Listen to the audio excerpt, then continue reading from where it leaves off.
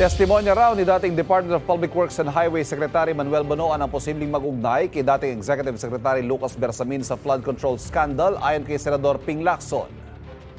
Si Bonoan actually, ang pwede mag-link directly kay E.S. Bersamin, assuming na totoo yung sinabi ni Bernardo, assuming na totoo yung kwento ni Olaybar kay Bernardo.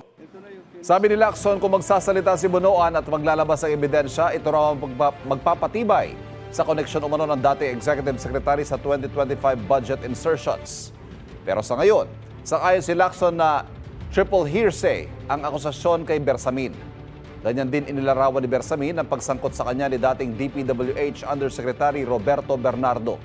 Si Bernardo nagsabi kinuwento sa kanya ni dating Education Undersecretary Trijib Olaybar na nag-usap si Bersamin at Bonoan tungkol sa pamahagi ng kickback mula sa budget insertions. Kapuso, huwag magpapahuli sa latest news and updates. Mag-iuna ka sa balita at mag-subscribe sa YouTube channel ng GMA Integrated News.